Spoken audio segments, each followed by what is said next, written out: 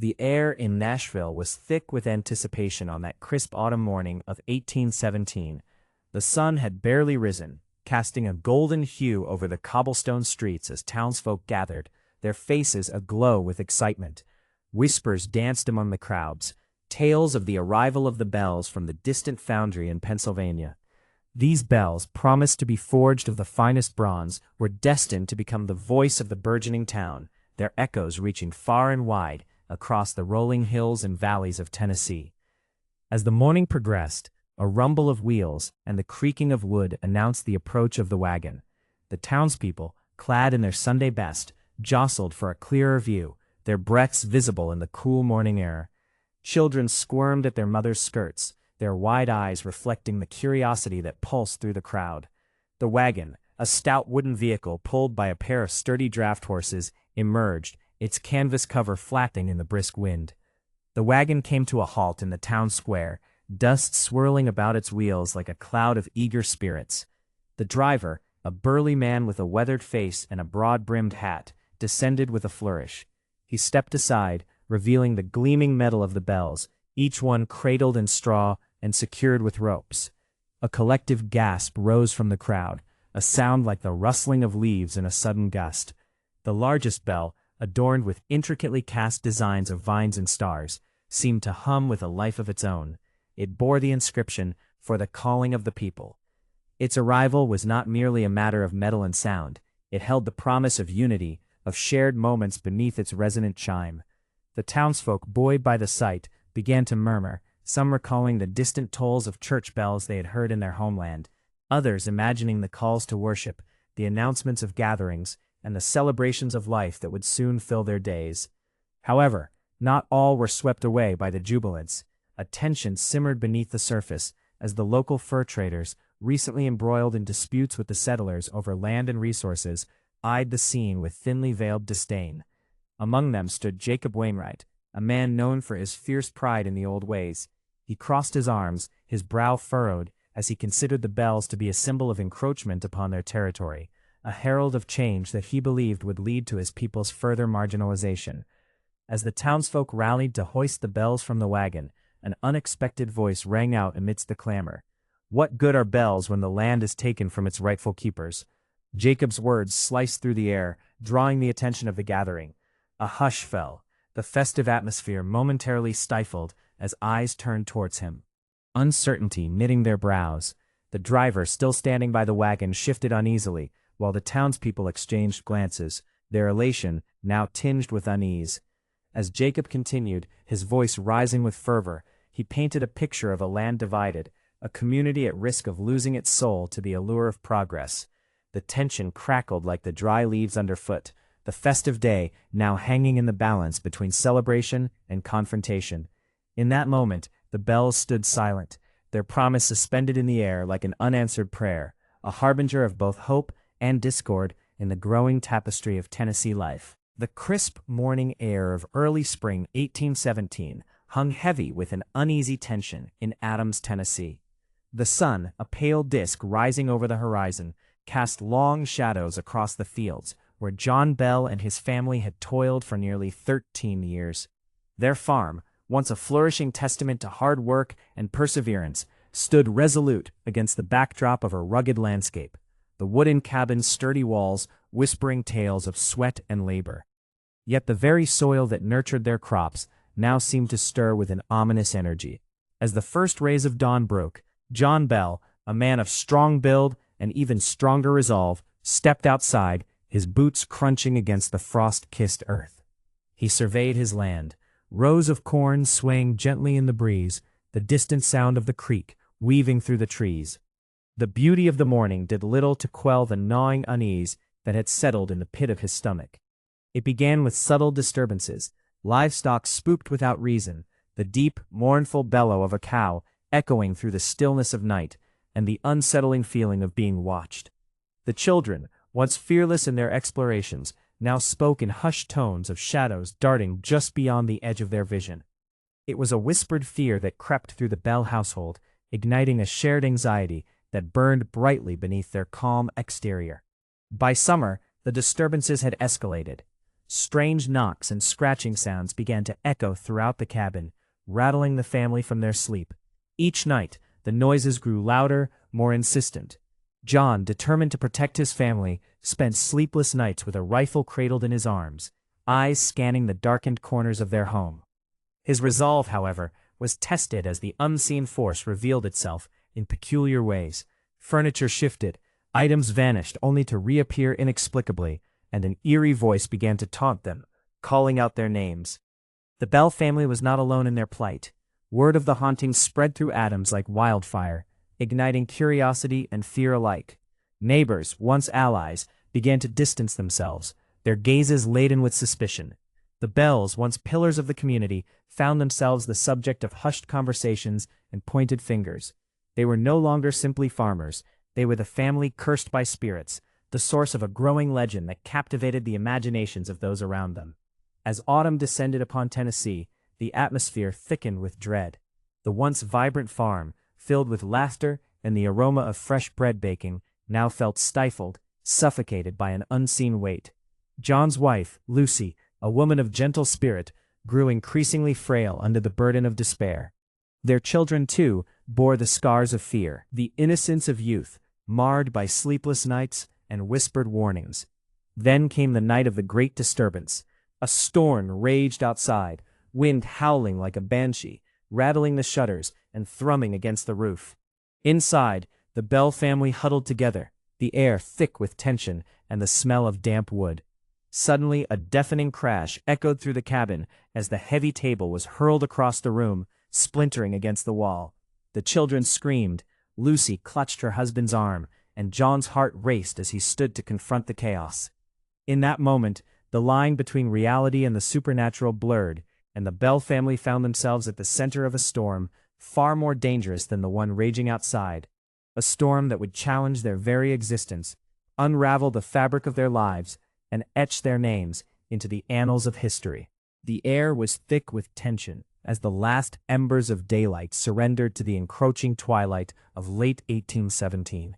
In the heart of Tennessee, a land of rolling hills and untamed forests, the echoes of discontent began to disturb the stillness of the frontier. A gathering was taking shape in the town square of Nashville, where the flickering glow of lanterns cast long shadows upon the faces of anxious citizens. Farmers in tattered frock coats conversed in low tones, their brows furrowed with worry as they contemplated the shifting winds of change. The economy, once buoyed by the promise of cotton and the labor of enslaved hands, had begun to falter, and the specter of financial instability loomed large. Banks, once seen as bastions of prosperity, now stood as symbols of betrayal. The news of foreclosures and failed crops had spread like wildfire, igniting fears that wrapped around the throats of the townsfolk like a noose.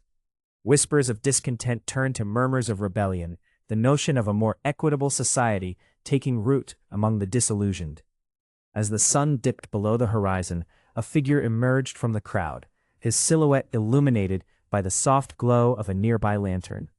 It was John Overton, a man of considerable influence, his stature commanding and his voice unwavering.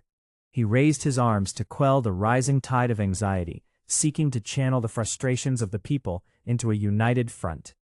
"We must address this malaise together," he declared, his voice booming against the wooden structures of the square. "No longer shall we allow our hard work to be crushed beneath the weight of greed." His words were met with a mixture of fervent applause and skeptical murmurs. The crowd swelled, a sea of faces painted with distress and hope. Mothers clutched their children, while fathers clenched their fists, the promise of a better life for their families hanging precariously in the balance. Yet as his speech wove through the gathering, a rival voice rose above the rest. It was Samuel, a local merchant whose fortunes had once flourished but were now crumbling under the weight of debt. "And what do you propose, John?" he challenged, his tone sharp as a whip. "Shall we march against the very fabric of our society, risk everything we have for an uncertain future?" Tension crackled in the air, a palpable force that held the crowd in a breathless pause. The gathering was no longer simply a meeting, it was a crucible, the first signs of disturbance shaping into a potential tempest. A young farmer stepped forward, his hands trembling as he spoke. I have lost my land, my family's legacy. We have endured hardship long enough. His voice, raw with pain, struck a chord with the crowd, igniting a shared fervor that rippled through the masses. In response, a murmur of agreement rose like the wind through the trees. But caution lingered like a shadow. The specter of violent uprisings, echoing through the annals of history, loomed large. The citizens, caught in the throes of burgeoning anger and desperation, felt the weight of their choices pressing down upon them.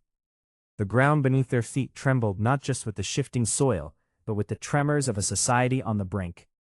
As the night deepened, the lanterns flickered like stars against the encroaching darkness, illuminating faces etched with determination and fear.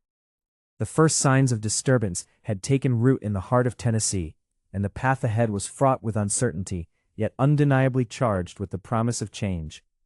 The air hummed with the knowledge that a revolution, be it social or political, was brewing, and the choices made in the coming days would echo through time, shaping the very fabric of their world.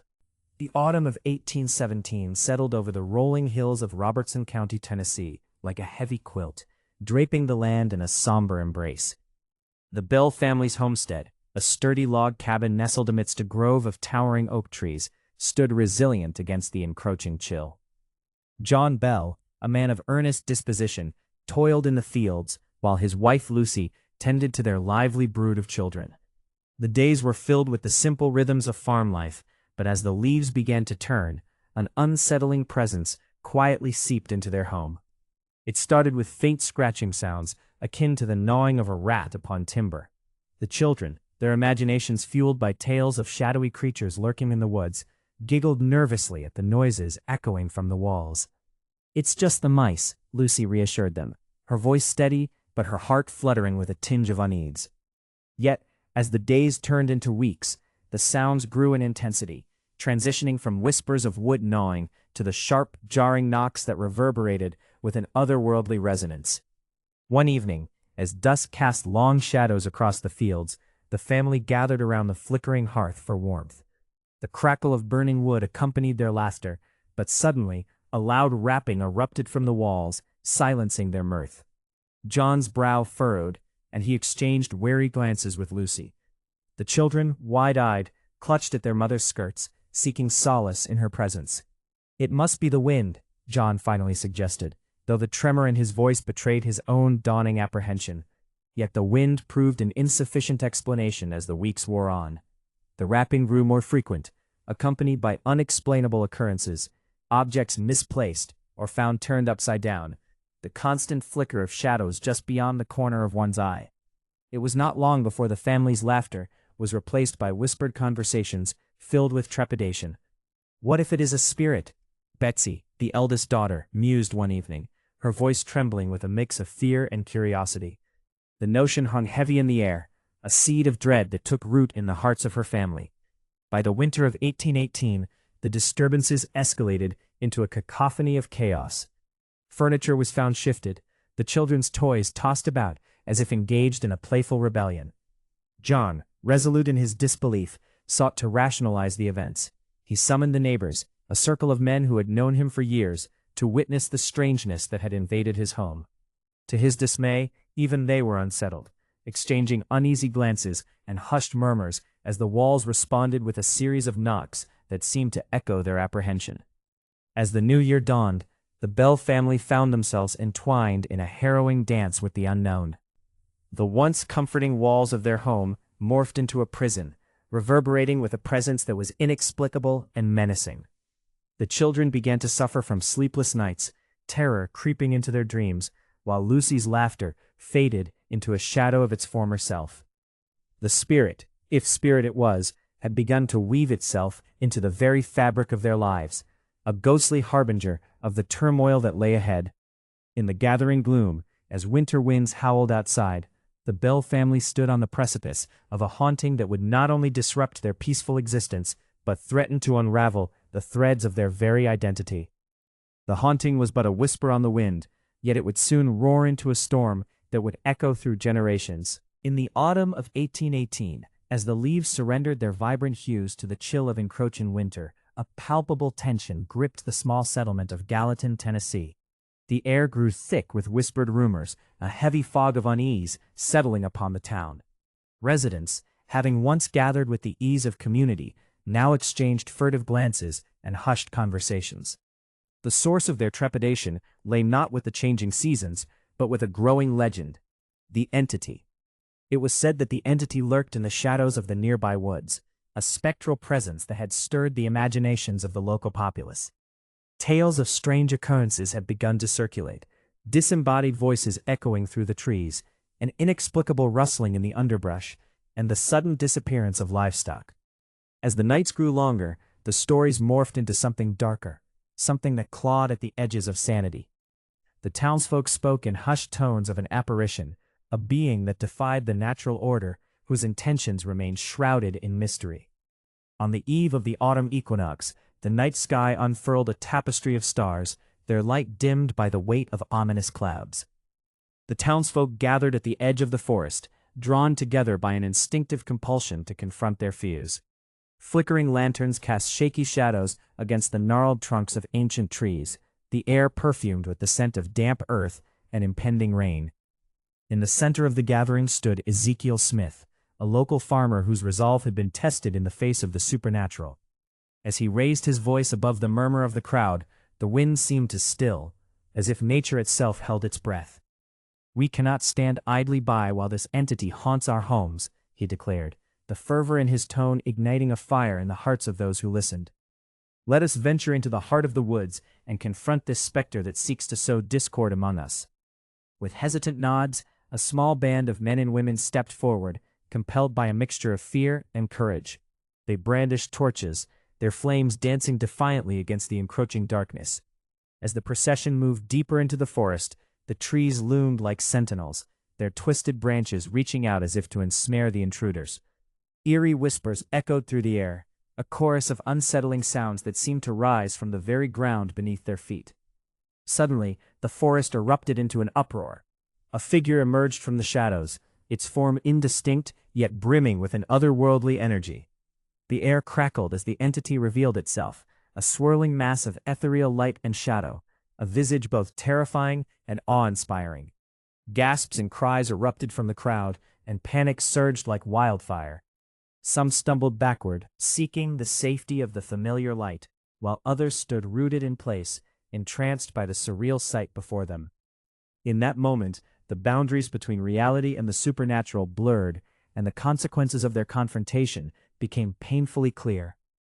The entity, embodying the fears and hopes of the settlement, acted not with malice, but with an inscrutable purpose.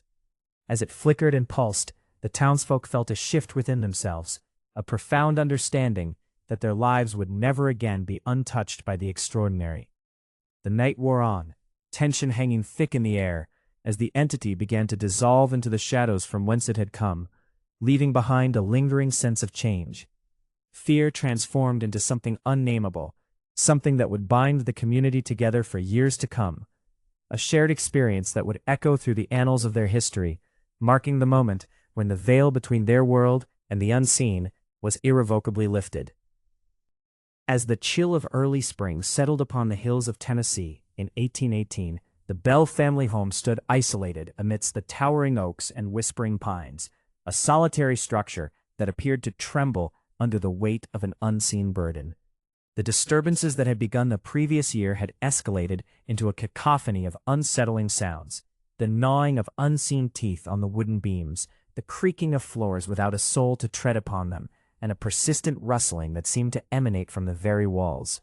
On one particularly quiet evening, as dusk enveloped the land in a shroud of deepening shadows, the family gathered in the parlor, their hearts heavy with unease. John Bell, the patriarch, sat by the fire, his brow furrowed in thought, while his wife Lucy busied herself with mending a frayed hem, the rhythmic motion of her needle a fragile counterpoint to the tension that hung in the air. Their children, Betsy and Richard, exchanged furtive glances, each one feeling the weight of the oppressive atmosphere that had become their constant companion. Suddenly, a soft whisper, like the rustle of autumn leaves, filled the room. It was a voice, disembodied yet clear, echoing through the stillness. "I am Kate." The name wrapped itself around the family like a cold, clammy hand, sending shivers down their spines. The revelation was as chilling as it was profound. The entity had claimed an identity. No longer were they simply haunted by a nameless presence, but rather a spirit with a name, a personality, a purpose. Betsy, the youngest, gasped and dropped her sewing, her hands trembling. "What does she want?" she exclaimed, her voice a mixture of fear and curiosity. The room fell silent, the fire crackling softly, as if reluctant to break the spell of dread that had woven itself around them. The weeks that followed were rife with torment. Kate was no mere specter content with haunting. She was a relentless force, an invisible tormentor who seemed to take particular pleasure in unsettling the family's peace. At night her laughter reverberated off the walls, a haunting melody that danced through the corridors, while during the day she would pull the hair of the unsuspecting, pinch their arms and whisper scornful remarks that only added to the family's growing despair. John Bell sought solace in the local community, recounting the strange occurrences to friends and neighbors, yet the tales were met with skepticism or dismissive chuckles. "A spirit indeed," they would say, shaking their heads. "You've let your imagination run wild, John." But he knew better. The torment was real, and it was escalating. In the evenings as the sun sank behind the hills, the Bell family huddled together in fear, each creak and groan of the house sending them into fits of anxiety. They would often hear Kate's voice, a mocking tone that seemed to draw closer with each passing night. "I will not leave," she would taunt, her laughter echoing like a distant storm, "until you acknowledge me."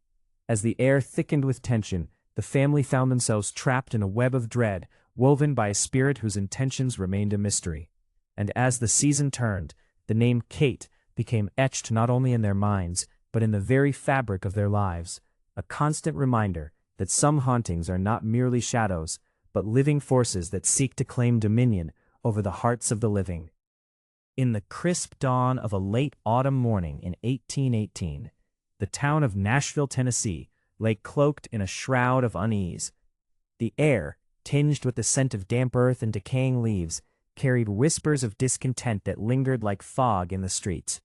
The once vibrant marketplace, bustling with merchants and townsfolk, seemed subdued, as if the very spirit of the place had been siphoned away by the shadows of recent events.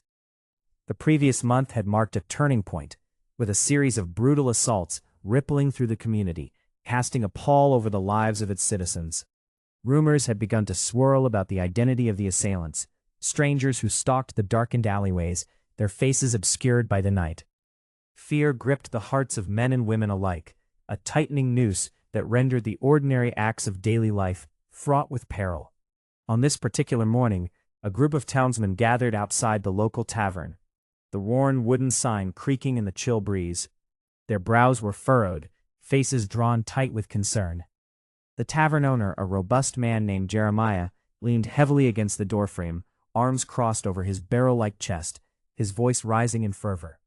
"Mark my words, gentlemen, we cannot stand idly by while these miscreants terrorize our homes. We need to form a watch, patrol the streets by night." His voice, booming with authority, echoed against the clapboard structures lining the square. A murmur of agreement rippled through the group, yet a flicker of uncertainty lingered in the eyes of some. The memory of the last attack, a brutal beating that left young Thomas Caldwell near death, was fresh in their minds. No one wished to be the next victim. The specter of violence was a heavy cloak pressing down upon their shoulders. As the sun crested the horizon, casting long shadows across the cobblestones, a rider appeared at the far end of the square. Dust billowed from the horse's hooves as the figure approached, urgency in every beat of the animal's gallop. The townsmen straightened, eyes narrowing, tension coiling in the air. The rider, a young woman clad in a simple dress, reined in her horse with a jarring halt. Breathless and wild-eyed, she dismounted and stumbled toward the gathering, hands trembling. "They've struck again," she cried, her voice trembling with fright. "Just beyond the river.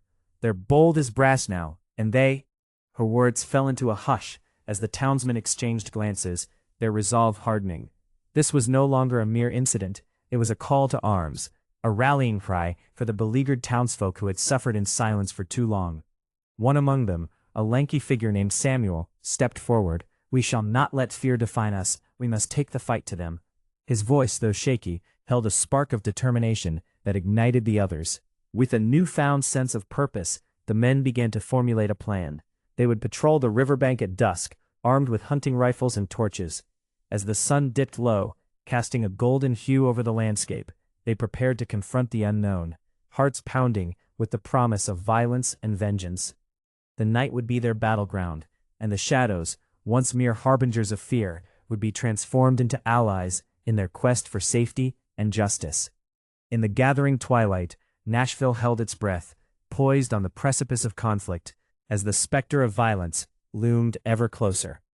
The chill of a Tennessee twilight settled over the Bell household in Adams, where the whispers of the past mingled with the rustle of wind through the oak trees.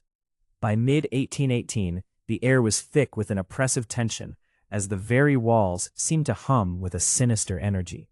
The family, once filled with laughter and warmth, was increasingly plagued by inexplicable disturbances that rippled through their quiet existence like a dark current. It began innocently enough, with the soft sounds of scratching at the doors and the distant echoes of faint voices, unrecognizable yet hauntingly familiar. But as autumn surrendered to winter, the presence in their midst grew more malevolent. What had once been mere disturbances transformed into something far more sinister. Family members found themselves subject to unprovoked assaults, pinches that stung like the bite of a viper, sharp slaps that resonated in the stillness of night, and the relentless tugging of hair that left them bewildered and fearful. Betsy Bell, the youngest of the clan, bore the brunt of the entity's wrath. Her once bright laughter had faded into a quivering silence, replaced by tears that stained her cheeks. She would awaken in the darkness, heart racing, the oppressive weight of unseen hands pulling at her, as if the very shadows conspired against her innocent spirit. Her screams pierced the midnight air, summoning her parents to her side, only to find their daughter trembling beneath the sheets, her eyes wide with terror. John Bell, a man of formidable stature, found himself at a loss. He had tilled the earth and provided for his family with diligence, but no earthly toil could prepare him for this otherworldly torment.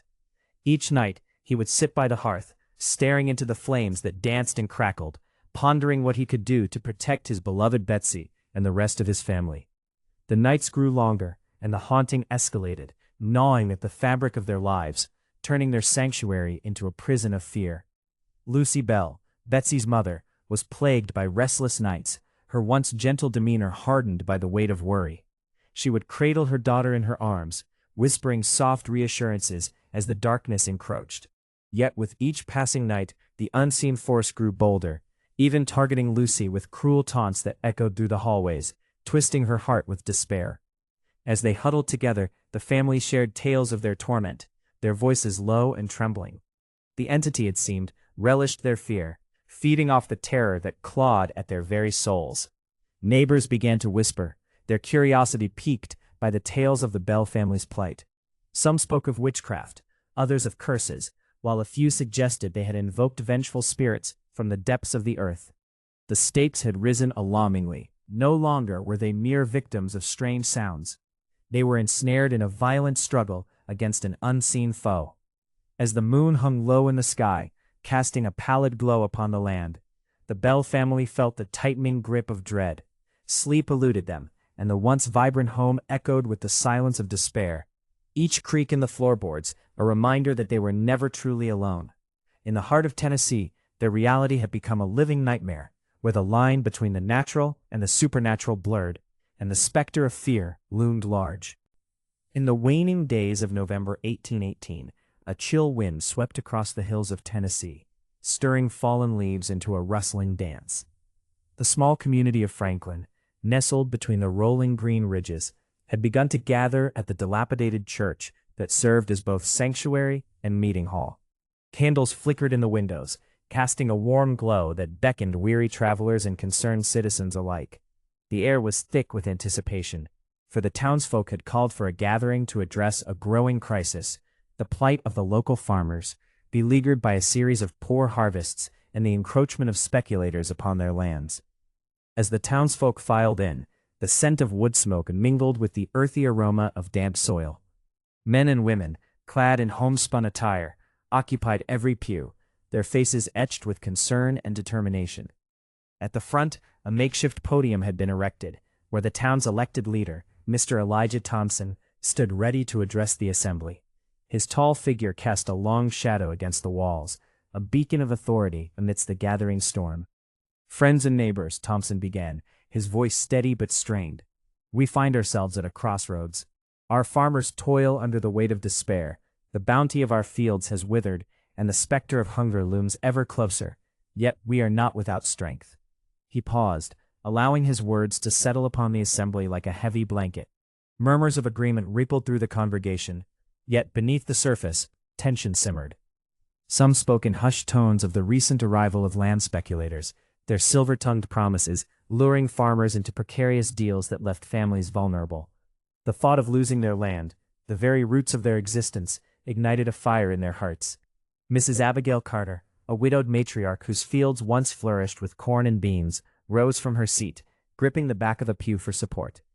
"Mr. Thompson, we cannot simply wait and hope for better times. We must take action. If we stand idly by, we shall find ourselves dispossessed and destitute." A murmur of approval surged through the crowd, emboldening others to voice their fears and frustrations. Men and women began to rise, sharing their stories of loss, cattle sold for a pittance, crops that failed to yield, and the relentless pressure from outside interests that threatened to tear their community apart. Each account stoked the flames of resolve, knitting the gathered souls into a tapestry of solidarity. Thompson, sensing the swell of anger and the call to arms, raised his hand for silence. "Then let us organize. We shall form a committee, a collective force to defend our homes and livelihoods. Together we shall stand against these encroachments and find ways to support one another through these hardships."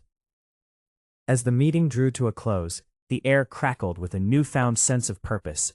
The townsfolk left the church, hearts alight with determination, their minds spinning with plans to cultivate unity.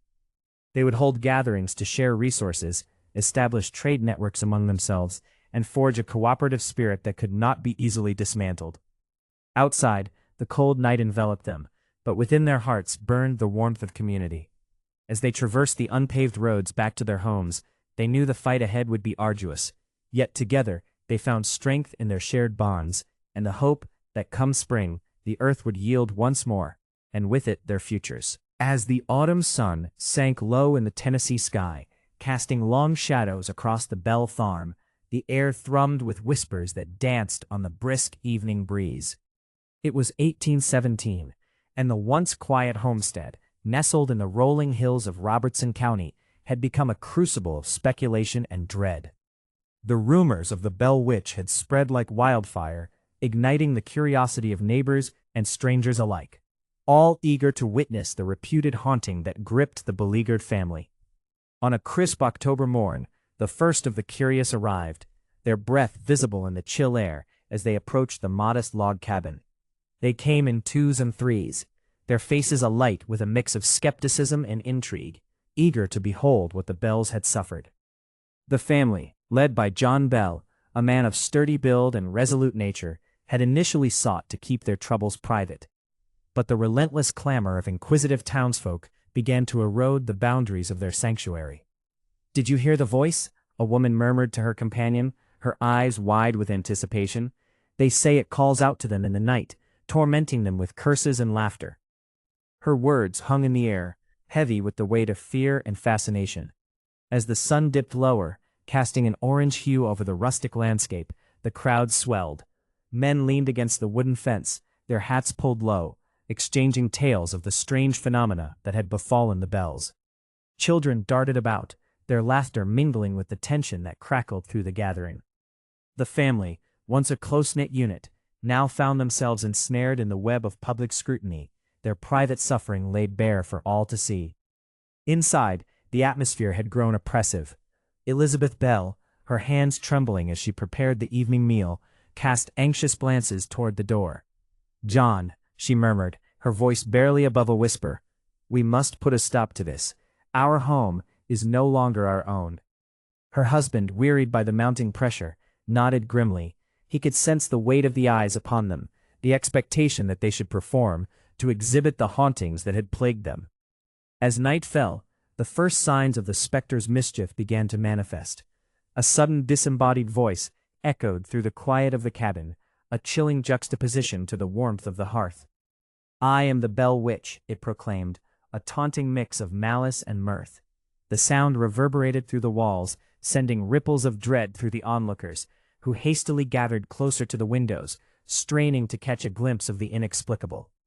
The Bell children, huddled together in a corner, clutched one another, their eyes wide with fright. In the flickering light, the shadows danced and twisted, mirroring the turmoil within the family. With each strange occurrence, a sudden knock, a whisper of breath against the nape of a neck, tension mounted. The crowd outside grew restless, their excitement mingling with an undercurrent of fear, as rumors of violent encounters and supernatural occurrences spread like a dark cloud over the gathering. As the night deepened, the line between curiosity and cruelty began to blur. The Bells, once revered members of the community, now stood on the precipice of isolation, their plight transformed into a spectacle. The laughter that had once filled their home was now replaced by a palpable unease, as the Bell Witch's presence loomed larger than life. They were trapped, not just by the haunting that besieged them, but by the insatiable curiosity of those who had come to watch. And with each passing moment, the walls of their sanctuary grew thinner, the burden of their torment laid bare before an audience that craved the macabre. In the dim light of a candlelit parlor, the air thick with anticipation, a gathering of earnest souls huddled around a crude wooden table. It was the year of our Lord 1819, and the winds of change swept through Tennessee, whispering secrets of the beyond to those willing to listen. The flickering flames danced shadows upon the walls, casting grotesque figures that seemed to sway in rhythm with the murmurs of the assembled. At the head of the table stood a woman of striking presence, her dark hair cascading in waves down her back, her eyes alight with fervor. Eliza Gentry, a known medium of the region, had become a beacon for those bereaved and curious alike. She had drawn them from their farms and homes, their hearts burdened with questions that weighed heavier than the toil of their daily lives. "Tonight," she announced, her voice a low, resonant hum, "we seek communion with the spirits of our departed." A shiver coursed through the room, and a man named Thomas, his brow furrowed with skepticism, crossed his arms defiantly. "What folly is this? You speak of spirits as if they possessed the wisdom of the ages." His challenge hung in the air like the scent of smoldering wax, thick and acrid. "Folly," Eliza replied, her tone a mixture of amusement and challenge. "Nay, my good sir, it is not folly that brings the dead to dance among us, but rather the yearning of the living to bridge the chasm between realms." She placed her hands upon the table, fingers splayed wide, as if to invite the unseen. The room fell silent, save for the crackle of the fire. A gust of wind rattled the window panes, and the candle flames flickered violently, casting erratic shadows that seemed to pulse with life. The tension tightened, a silent agreement that perhaps there was more to this gathering than mere entertainment. Eliza closed her eyes, her brow furrowing with concentration. "I feel them," she breathed, her voice barely above a whisper. "They come to us, seeking to deliver their messages." As she spoke, the table began to tremble, a subtle vibration that sent a thrill through the gathering. Gasps erupted, and even Thomas's skepticism faltered, his arms slowly uncrossing. "Who are you?" A voice quivered from the back, a young woman named Anne, her hands tightly clasped in her lap. "What do you wish to tell us?" "Ask, dear one," Eliza urged, her voice now melodic, almost otherworldly. "What burden lies heavy upon your heart?" The room held its breath, and Anne, her voice trembling, called out to her departed mother, lost to fever only months prior. "Mother, do you hear me? Are you at peace?" A moment of stillness enveloped the room, and then, as if a breeze had swept through the parlor, the table lurched violently, sending cups clattering to the floor. A sigh, soft yet palpable, echoed through the space.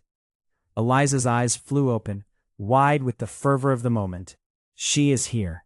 She speaks. Your mother is at peace, dear Anne. She wishes you to know that love endures beyond the grave." Tears streamed down Anne's cheeks, and the air thickened with an electric charge as the room became a crucible of emotions: hope, grief, and the sheer audacity of belief. Thomas, now visibly shaken, stood at the periphery, wrestling with the strange sensations that coursed through him. As the night unfolded, the boundaries between the living and the dead began to blur, and the parlor became a sanctuary of solace and revelation. The murmur of spirits and the cries of the living intertwined, an intricate tapestry woven with threads of longing, illuminating the undeniable power of faith in the unseen. In that moment, Tennessee bore witness to the birth of an age where the ethereal and the corporeal would forever dance a delicate waltz, bridging the realms of existence. As the sun dipped below the horizon, casting long shadows across the rugged terrain of Robertson County, Tennessee, the Bell family endured a night steeped in dread. The chill of autumn seeped through the creaking timbers of their humble log cabin, wrapping around them like the gnarled fingers of a ghost long thought buried. It was 1819, and whispers of the Bell Witch had spread like wildfire through the region, igniting both fear and fascination among neighbors and visitors alike. Catherine Bell sat by the flickering firelight, her fingers trembling as she clutched a worn quilt over her lap. Her husband, John Bell, paced restlessly, casting furtive glances toward the door. The children, too young to fully grasp the unfolding horror, exchanged frightened glances, their eyes wide with the terror that had invaded their home. The very air seemed charged with an otherworldly presence, a tension thick enough to choke the breath from their lungs. The Bell family had sought solace in the counsel of local spiritualists and mediums, hoping to understand the nature of the entity that plagued them. With each visit, the atmosphere within the cabin grew heavier as the specter of their troubles deepened. In dimly lit parlors, hushed conversations flitted like moths around the flame, each medium offering their own interpretation of the haunting. One claimed it was the work of a vengeful spirit wronged in life, while another insisted it was a manifestation of witchcraft, a foul curse laid upon them by an unseen hand. The night air was thick with anticipation as a group of local women, eager to witness the phenomena surrounding the Bell family, gathered in the cabin. Their eyes were bright with curiosity, yet shadowed by fear. They whispered among themselves, recounting tales of the entity's mischievous antics, rattling chains, disembodied voices, and the inexplicable tugging of hair. It was said that the spirit could mimic the voices of the living, a cruel mimicry that sent shivers down the spine of even the most steadfast believer. As the clock struck midnight, the atmosphere shifted. A sudden chill swept through the room, extinguishing the fire's warmth and casting the cabin into darkness. A palpable silence enveloped the gathering, broken only by the sound of a low mocking laugh that echoed eerily off the log walls. It was a sound that sent the women scrambling closer together, their breaths quickening in fear. "Who dares disturb us?" one of the mediums called out, her voice trembling yet defiant. "Reveal thyself." The room shuddered as a voice, deep and resonant, filled the air, each word dripping with malice. "I am the spirit of the Bell Witch, and I have come to claim what is mine." Gasps erupted among the guests, and Catherine clutched her husband's arm tightly, her heart racing, an unseen weight pressing upon them all, a cruel reminder of their own helplessness. In the days that followed, the Bell family's plight only deepened. The more they sought answers, the more the community fed upon their suffering, the legend of the Bell Witch growing in the telling. Neighbors arrived in droves, drawn by morbid curiosity, while others brought offerings, crops laid at the doorstep, prayers whispered in the night. Each encounter with the spirit only deepened the line between fascination and fear, weaving a tapestry of superstition that would haunt the region for generations to come. As the Bell family fought to reclaim their home from the grasp of the unknown, the entity that tormented them continued to thrive in the shadows, a specter of uncertainty that left a mark upon Tennessee, forever entwined with the lore of the Bell Witch.